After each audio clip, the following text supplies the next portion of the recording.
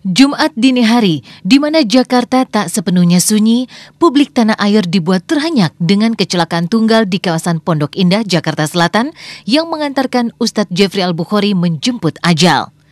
Ketika kini almarhum pergi dalam kefanaan seorang hamba, maka dakwah-dakwahnya akan selalu bergema di hati orang-orang yang mencintainya. 1 dekade, UJ mengumandangkan dakwah dengan kemasan dan cara yang bisa masuk ke berbagai lapisan, terutama kalangan muda. Dimulai tahun 2002 dalam acara Di Ambang Fajar yang disiarkan oleh SCTV, UJ memulai lembaran sejarah dalam dakwah di layar kaca. Dan kenangan itu masih terekam jelas dalam benak istri tercinta Pipik Dia Irawati dan Agus Idwar yang menjadi saksi hidup perjalanan karir Ustadz Jeffrey Al-Bukhari. Pertama kali beliau di TV itu di SCTV Di Ambang Fajar gitu. Itu ya alhamdulillah gitu. Di awal mula beliau di media itu memang itu beliau juga selalu cerita nggak pernah lupa. Beliau selalu bilang, aduh pokoknya pertama kali Abi ya masuk TV untuk dakwah itu ya SCTV itu. Sebenarnya di stasiun itu gue duluan ya yang menjadi host di situ. Kemudian kalau nggak salah tahun 2001 ya, 2002 ya. 2002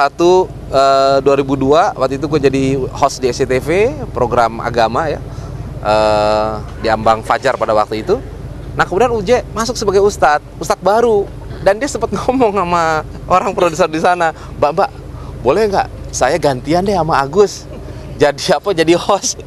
Kita bilang, Ustadz masa Ustadz merendahkan diri menjadi host, gue bilang kayak gitu. Ustadz ya Ustadz aja udah, ntar juga insya Allah Ustadz akan benar-benar menjadi ustadz yang luar biasa gitu. Karena pada saat itu tuh emang udah luar biasa, maksudnya ada keunikan. Menggebrak lewat cara dan gaya tutur yang tak biasa, Ustadz gaul ini kian didekap popularitas. Sejak saat itu, dakwah-dakwah UJ yang menyejukkan kalbu tak hanya berkumandang lewat layar kaca. UJ juga telah membuktikan bahwa ia bisa menggunakan banyak cara untuk menyampaikan syiar, termasuk berkolaborasi dengan beberapa musisi kenamaan seperti Opik dan Pasha Ungu.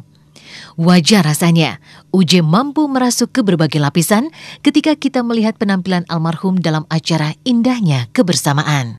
Berkali-kali dan terus akan berulang-ulang UJ katakan bahwa orang yang suka memuji, dia akan bergelar sebagai orang yang romantis.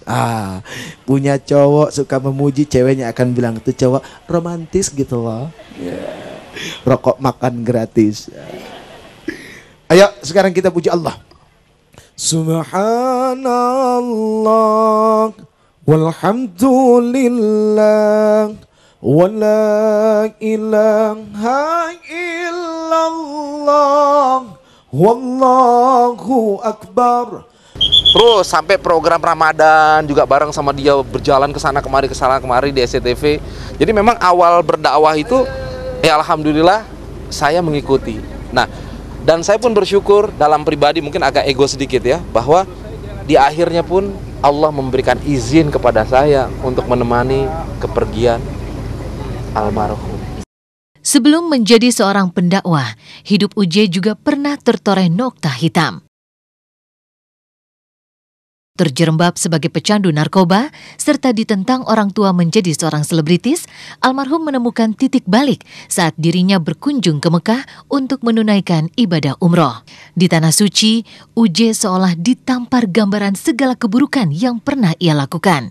Dan sang istri serta ibunda tercinta kini bisa merasa bangga bahwa almarhum menghadap sang pencipta dalam jalan dakwah. Mungkin dengan sosok beliau yang dulu ya sebagai candu ya, tapi alhamdulillah beliau mempunyai semangat bahwa masih banyak yang dilakukan, dan Allah begitu sayang sama beliau, Allah muliakan, akhirnya beliau seperti ini bisa bermanfaat untuk orang lain. Kalau untuk artis tidak, karena itu memang yang menolak Umi sama ayahnya. Kenapa? Karena zaman dulu kan namanya artis itu ya gimana ya, pandangan orang kan kayaknya gimana. Kebetulan keluarga kita tuh mayoritas yang punya pondok, juga ustadz gitu kan, turunan kiai. Saya bilang masa uminya ustazah kakeknya ustadz, kiai, cucunya jadi artis segituin. Tapi dia keras kemauannya. Lika-liku kehidupan yang pernah direntang Uje mengantarkan almarhum pada sebuah keluarga kecil yang harmonis. Bersama Pipik Dian Irawati, ia dikaruniai 4 orang anak. Tidak hanya dielu-elukan ribuan jamaahnya, Uje mampu menjadi sosok teladan dalam rumah tangga. Lihat saja bagaimana canda tawa almarhum saat merayakan ulang tahun putri sulungnya Adiba Kanza Az-Zahra yang ke-12 dan ketika Uje melihat keadaan sang anak di pondok pesantren. Anaknya Adiba mudah-mudahan jadi anak yang salihah, jadi anak yang terus punya semangat buat belajar, rajin, doain abinya, doain uminya. Abinya mau ke Tegel. Tegel. Agak. Kemarin habis dari Puerto Rico, Purwokerto.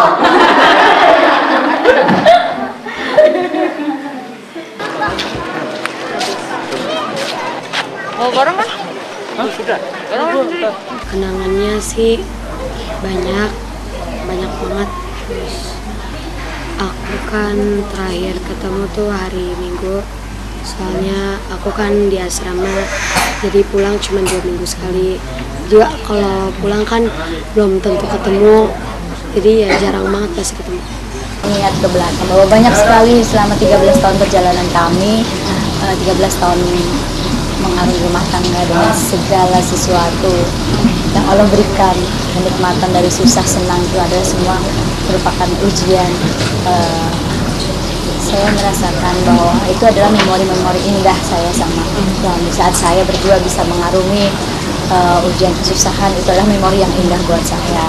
Dan saya sama suami bisa mengarungi ujian-ujian kenikmatan, itu adalah memori yang indah juga buat saya.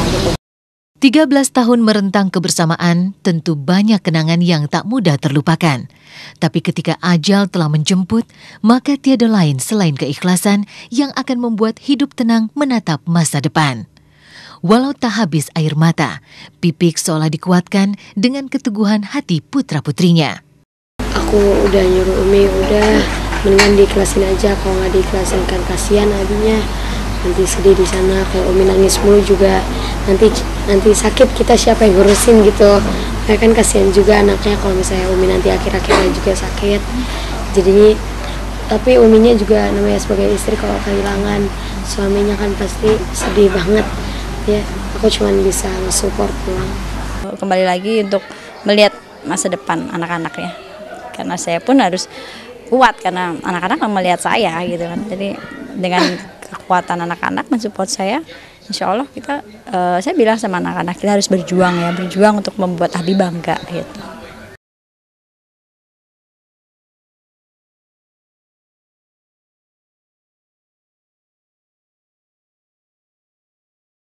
Di tempat berbeda, Kristi Jusung dan Joy Alatas merekat cinta dalam janji suci pernikahan.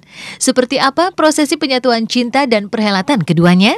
Tetap di Was-Was.